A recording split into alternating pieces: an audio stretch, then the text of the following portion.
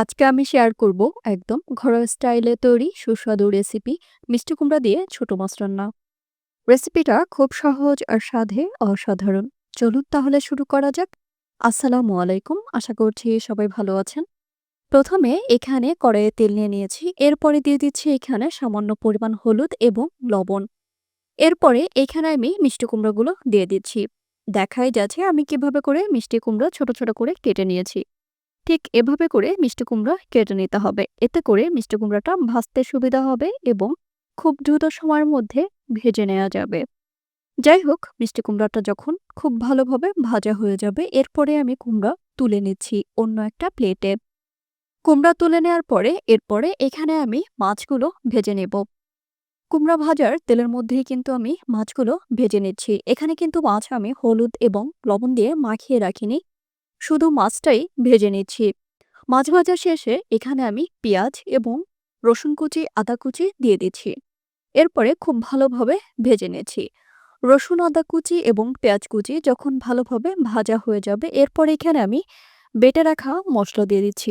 বেটে রাখা মশলার মধ্যে এখানে কাঁচামরিচ বাটা এবং সামান্য পরিমাণ আদা, রসুন এগুলো বাটা আমি এখানে দিয়ে দিচ্ছি। সঙ্গে আমি ১ চা চামচ পরিমাণ পেঁয়াজ বাটাও দিয়ে দিয়েছি।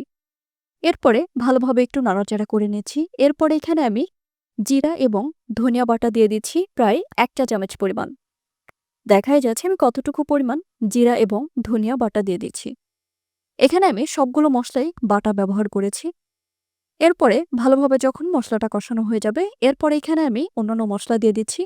প্রথমে লবণ দিয়ে দিয়েছি পরিমাণ মতো, এরপরে দিয়ে দিয়েছি হলুদের গুঁড়া, এরপরে দিয়ে দিচ্ছি পরিমাণ মতো মরিচের গুঁড়া।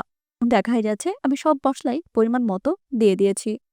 এরপরে সামান্য পরিমাণ বিট লবণ দিয়েছি। এরপরে খুব ভালোভাবে মশলাটা কষিয়ে নিচ্ছি। এরপরে ভালোভাবে মশলা কষানোর জন্য এখানে সামান্য পরিমাণ পানি দিয়ে দিয়েছি। পানি দিয়ে আরো কিছুক্ষণ মশলা কষিয়ে নিচ্ছি। মশলা যখন খুব ভালোভাবে কষানো হয়ে যাবে, এরপরে ভেজে রাখা মিষ্টি কুমড়ো দিয়ে দিচ্ছি। মিষ্টি কুমড়ো দিয়ে মিষ্টি কুমড়োটা খুব ভালোভাবে কষিয়ে নিচ্ছি। দেখাই যাচ্ছে কত সুন্দর করে আমি মিষ্টি কুমড়া কষিয়ে নিচ্ছি।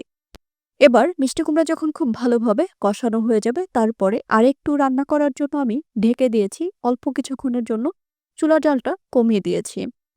এরপরে ঢাকনা তুলে আমি যে মাছ ভেজে রেখেছিলাম ছোট মাছ, সে ছোট মাছ দিয়ে দিয়েছি।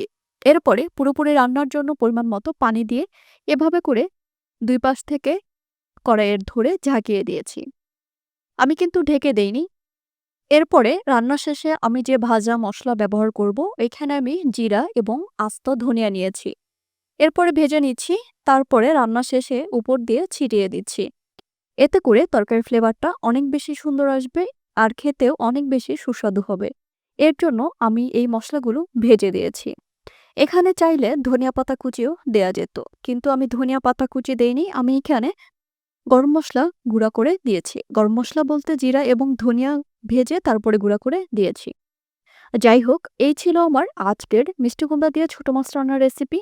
আশা করি রেসিপিটা অনেক ভালো লেগেছে।